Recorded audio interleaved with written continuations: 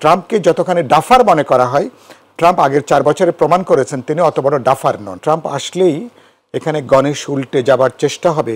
এটা হচ্ছে একেবারেই বোকার স্বর্গে বসবাস করা। ভারতেরও নাকে খত দিয়ে বলা উচিত 16 বছরে হাসিনাকে এরকম অন্ধ সমর্থন করতে যে তারা যে ভুল করেছেন, অন্যায় করেছেন। প্রথম হচ্ছে যে আমি মনে করি, যেটা সালাম ভাই উল্লেখ করলেন, যে ট্রাম্প হয়তো আগামী কয়েক ঘন্টার মধ্যে তিনি দ্বিতীয় মেয়াদে প্রেসিডেন্ট হিসাবে যুক্তরাষ্ট্রের তিনি শপথ গ্রহণ করবেন।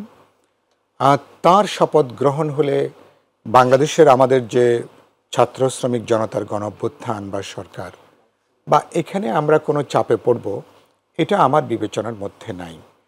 কারণ আজকেই তো বাংলাদেশের এখন যিনি দায়িত্বপ্রাপ্ত এসছেন মার্কিন রাষ্ট্রদূত, তিনি আজকেই আমাদের প্রধান উপদেষ্টার সাথে সাক্ষাৎ করে মার্কিন সরকারের সমর্থন তিনি আজকে সেটা অফিসিয়ালি ব্যক্ত করেছেন।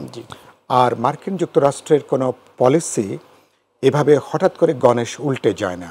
তাদের কংগ্রেস, সিনেট, তাদের বৈদেশিক সংক্রান্ত অনেকগুলো কমিটি, সাব কমিটি আছে, সেখানে অনেকগুলো শুনানির মধ্য দিয়ে আসতে হয়।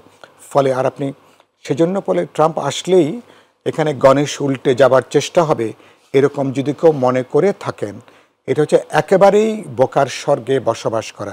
এই চিন্তাটা ভুলে যাওয়া দরকার। 1। 2 নম্বর হচ্ছে যে আর ভারতের জয়সওয়াল যিনি মুখপাত্র, তিনি বাংলাদেশের নির্বাচন সম্পর্কে তিনি কোনো মন্তব্য করেননি। মার্কিন যিনি এসেছিলেন রাষ্ট্রদূত, তিনি একটা মন্তব্য করেছেন, তারা একটা আর্লি ইলেকশন তারা দেখতে চান। এটা তো বাংলাদেশের মানুষ যেমন চায়, গ্লোবাল কমিউনিটি সবাই চায় বাংলাদেশে 16 বছর মানুষ যে নির্বাচনের অপেক্ষা করছে। কারণ একটা পলিটিক্যাল গভর্নমেন্ট হলে মানুষের মধ্যে আস্থাবোধের জায়গাটা তৈরি হয়, অ্যাকাউন্টেবিলিটির জায়গাটা বাড়ে। তাদের পক্ষে যে কোনো ডেভেলপমেন্ট পার্টনার অথবা ইন্টারন্যাশনাল প্লেয়ারদের সাথে তিনি একটা রাজনৈতিক একটা কমান্ডের জায়গা থেকে, কারণ সরকারের পেছনে যখন একটা পপুলার ইলেক্টেড সরকারি পার্লামেন্টের ম্যান্ডেট থাকে, তিনি অনেক দৃঢ়তা নিয়ে, অনেক বলিষ্ঠতা নিয়ে তিনি কথা বলতে পারেন, ডিপ্লোম্যাটিক ইকোনমিক তিনি বার্গেনিংটা করতে পারেন।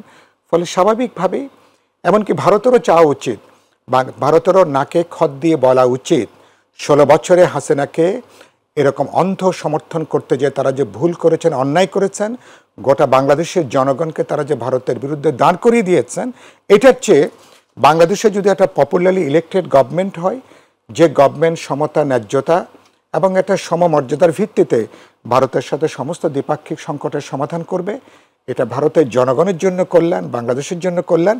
এই সাউথ এশিয়া অঞ্চলে আমরা এখানে একটা বলতেন আমাদের পারস্পরিক মানে পিপলস টু পিপল কানেকশন বলি, আমাদের ট্রেড, আমাদের বিজনেস, কালচারাল আমাদের যে এক্সচেঞ্জ, অনেক ক্ষেত্রে আমরা একটা সহমর্মিত জায়গায় আসতে পারবো। আমি আশা করব যে আমরা কোনো ম্যাজিকের জন্য অপেক্ষা না করি। বাংলাদেশের মানুষের গণ অভ্যুত্থানের যে রায়, বাংলাদেশ 5ই আগস্টের মধ্য দিয়ে আমি প্রায় বলি বাংলাদেশে একটা পুনরুত্থান হয়েছে, এক ধরনের বাংলাদেশের পুনর্জন্ম হয়েছে, একদম রেজারেকশন হয়েছে। এটাকেই বিবেচনার মধ্যে ভারত সহ সবাইকে নেওয়া দরকার।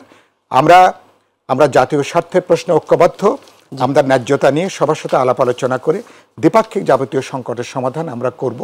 আমি আশাবাদী ট্রাম্পের ব্যাপারে গ্লোবাল কমিউনিটি খুবই উদ্বিগ্ন, বিশেষ করে আমার ইমিগ্রেন্টরা খুবই উদ্বিগ্ন। বিশ্বব্যাপী এটা আতঙ্কের জায়গা আছে, কিন্তু ট্রাম্পকে যতখানি ডাফার মনে করা হয়, ট্রাম্প আগের 4 বছরে প্রমাণ করেছেন তিনি অত বড় ডাফার নন, এবং এবারও তিনি হয়তো এটা প্রমাণ করবেন তিনি অত বড় তিনি ডাফার নন।